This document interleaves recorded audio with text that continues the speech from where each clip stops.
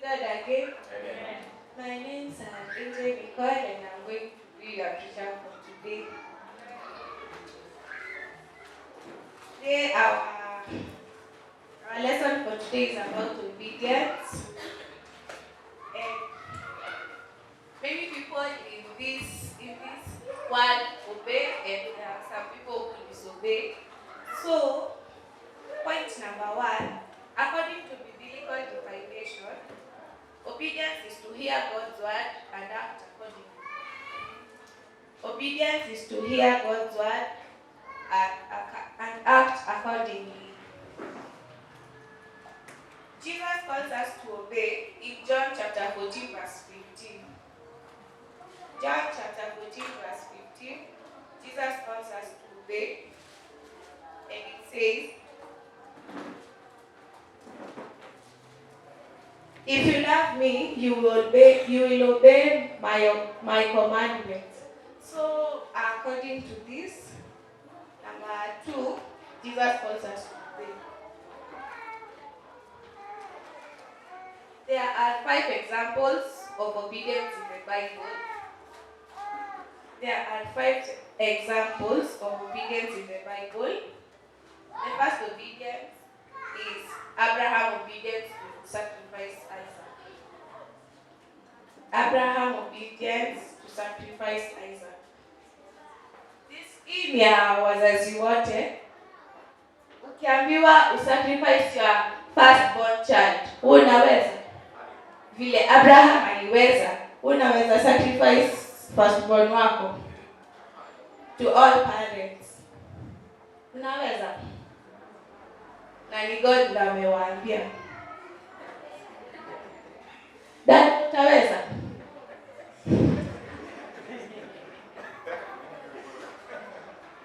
We turn to Genesis verse 22, chapter 22 verse 3, Genesis chapter 22 verse 3, it says, early the next morning, Abraham cut some wood for the sacrifice, loaded his donkey, and took Isaac and 2 servants with him.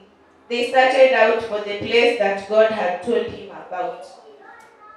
Ukirudi verse 1 inasema, sometime later, God tested Abraham. He called to him, Abraham, and Abraham answered, yes, here I am.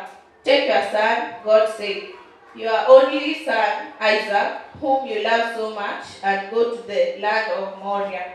There on a mountain that I will show you, offer him as a sacrifice to me.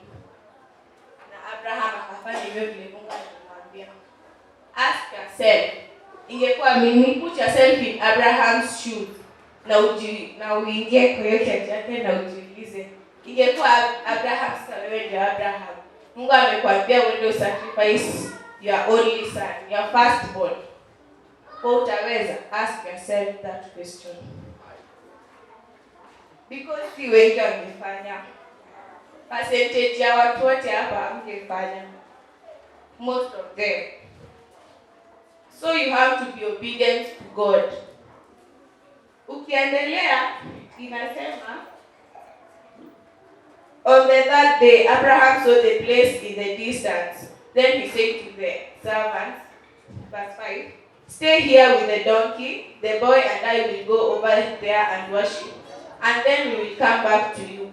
Abraham made Isaac carry the wood for the sacrifice, and he himself carried a knife and live coals for starting the fire. As they walked along together, Isaac said, Father, he answered, yes, my son. Isaac asked, I see that you have the coals and the wood, but where is the lamb for the sacrifice? Abraham answered, God himself will provide one, and the two of them walked on together.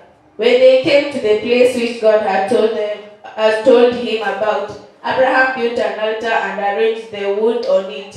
He tied up his son and placed him on the altar. On top of the wood, he then picked up the knife to kill him. But the angel of God called to him from heaven, Abraham, Abraham. He answered, yes, here I am. Don't hurt the boy or do anything to him. He said, now I know that you honor and obey God, because you have not kept back your only son for him. Abraham alikuwa obedient according to the Bible we have explained. So pia wewe Mungu akikwambia hivyo, you have to obey because akona sababu ya kukwambia ufanye hivyo. Amen. Amen. Amen. The second person is Noah. Noah in Genesis chapter 6.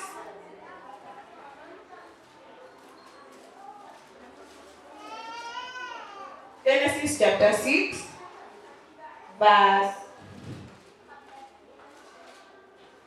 I think 22. It says, Noah did everything that God commanded. Noah obeyed God by building the ark, and he built it for 100 years. Mtu mmoja anakuja anakusaidia, mmoja anasema, no, nitakusaidia kujenga hii ark. Wakijenga, anajenga for 1 week, wanaangalia, wanaona that hakuna mvua inakuja. Then wakati Noah alikuwa ana build that ark, it was time for drought. So people wakakuwa plant wakiharvest, wanaplant wanaharvest. Sasa hizo Noah watu wanaendelea kujenga hiyo ark. Noah angekuwa na sababu ya kukataa kujenga hiyo ark because that was the drought season. Na I built for 100 years. So that shows that Noah obeyed God. Na ingekuwa put yourself in that shoe of Noah. Unge build for 100 years. Ama ungechoka katikati. Yeah, wacha angechoka.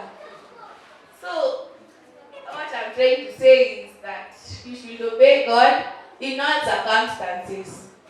Mungu akikwambia do this. Kwa sababu kuna rewards zenye zitakuja mbele ya hiyo obedience yenye umefanya.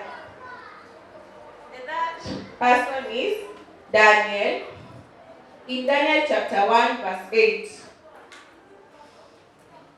Daniel chapter 1 verse 8. Daniel refused to defile himself with the king's meal. According to my Bible, it says, Daniel made up his mind not to let himself become ritually unclean by eating the food and drinking the wine of the royal court. So he asked Ashpenaz to help him. Daniel alijua kukula hiyo meal na king atakuwa unclean. Wewe uitwe saizi uambiwe unaenda kukula na ukuru. Utaenda ama utakataa kwenda? Most of you wataenda. Now, according to Daniel alikataa to defile himself with the king's will. The next person is Moses. In Exodus chapter 3, verse 5.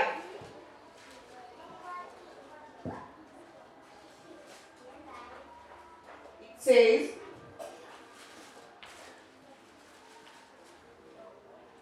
God said, don't come any closer. Take off your sandals because you are standing on a holy ground. I am the God of your ancestors, the God of Abraham, Isaac, and Jacob. So Moses covered his face because he was afraid to look at God. Moses obeyed God by removing his shoes at the burning bush. Hivyo tu vile alifanya, alionyesha obedience God. The next person is David. David in 1 Chronicles chapter 14. 1 Chronicles chapter 14, verse 10 to 12.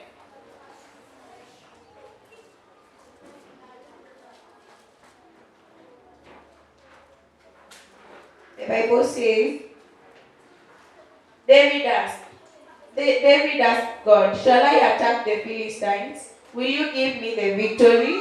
The Lord answered, yes, attack, I will give you the victory.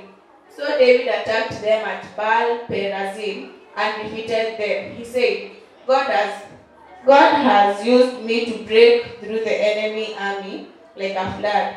So that place is called Baal Perazim. When the Philistines fled, they left their idols behind, and David gave orders for them to be burned.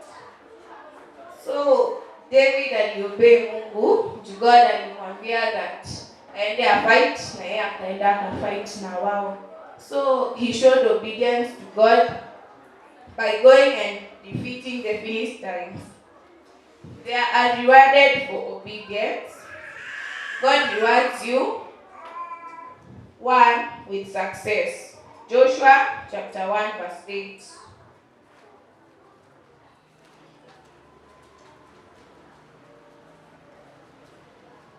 In Joshua chapter 1 verse 8, it says, "Be sure that the book of the law is always read in your worship. Study it day and night and make sure that you obey everything written in it. Then you will be prosperous and successful." Amen. So hiyo iko direct, imeandikwa directly. Number 2, blessings. In Deuteronomy chapter 28, it says, "If you obey the Lord your God and faithfully keep all his commands that I am giving you today, he will make you greater than any other nation on earth. Obey the Lord your God and all these blessings will be yours.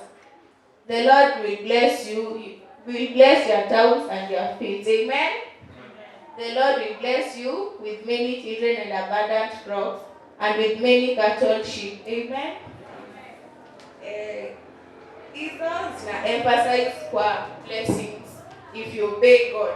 That's if you obey God, there is a blessing zitakuja, and your children will be blessed. God will protect you if you obey him, and he will grant you abundant prosperity. Amen.